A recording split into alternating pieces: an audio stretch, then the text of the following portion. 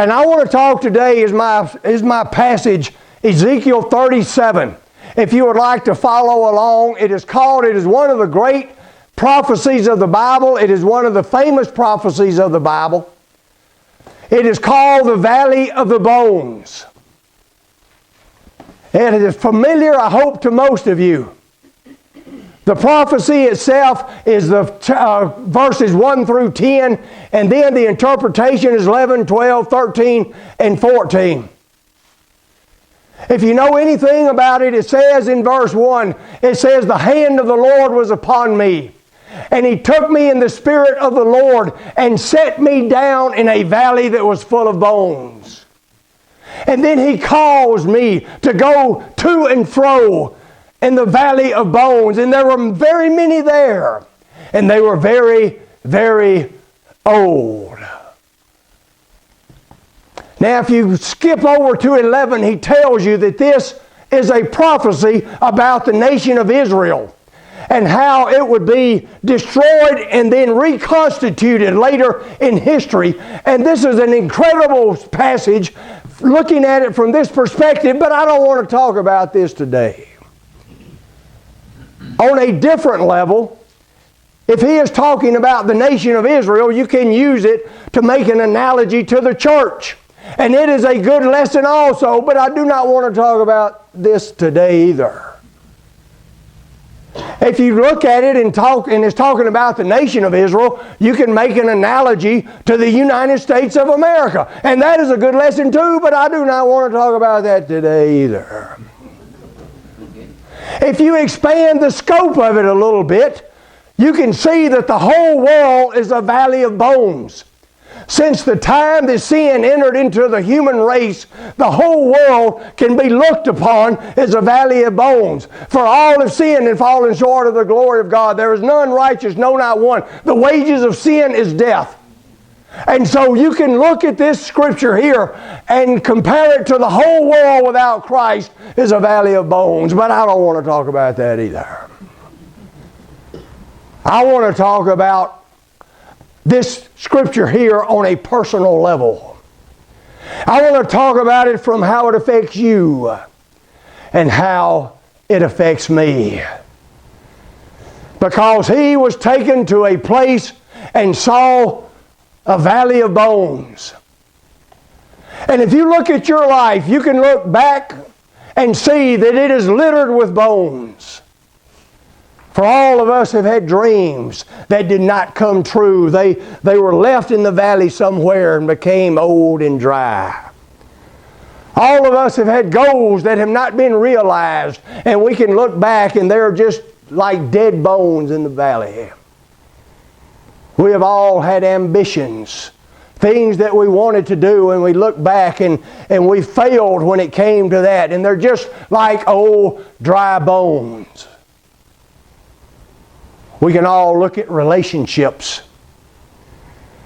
Relationships that at one time were alive, one time were healthy, and as we look back on them through our fault or somebody else's fault, they're just dead bones, just memories. And when it says they were very, very dry, it's talking about a long time ago. Some bones may not be that dry, but some we can think back to our youth, and they were very, very old, dead.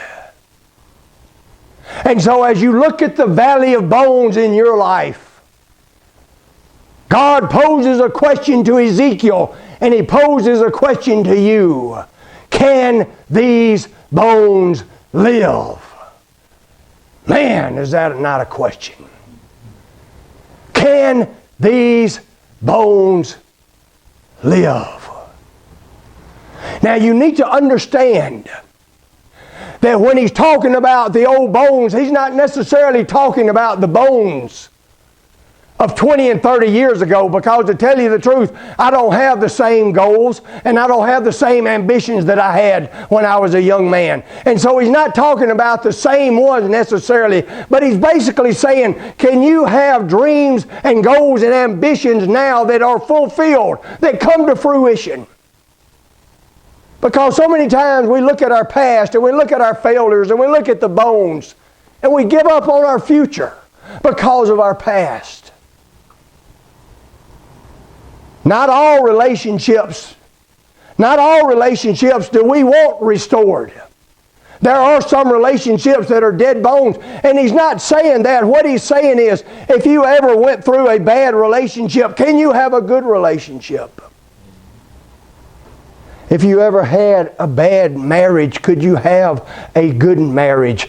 If you had trouble with your relationships with your parents, does that mean you have to have trouble with the relationship with your children? And so whether it's goals, dreams, or ambitions, whether it's relationships, he wants to ask you the question, can these bones live? And I don't know about you, but many times I would answer, no. There's no way this is going to live. You know, I had those dreams when I was younger. I had some goals when I was young, but they did not pan out. They did not work out, and I don't even think about that. Just leave them in the past. Don't worry about that. Or you can look at relationships. And who's not had bad relationships at times in their life, and sometimes they are put in the past and they're dead men's bones, and you don't want them restored. And so what you do, I did not make it work in the past, so I give up on the future, and I don't even want to think about going there. I don't even think I could have a relationship, a good relationship. And so we say no many times. But I love what Ezekiel said. Ezekiel said, God, only you know. Only you know. I would like to challenge you today to when you look at the dead men's bones in your life, and you look at your future and you think, I don't know if that'll work out. I don't know if that could happen.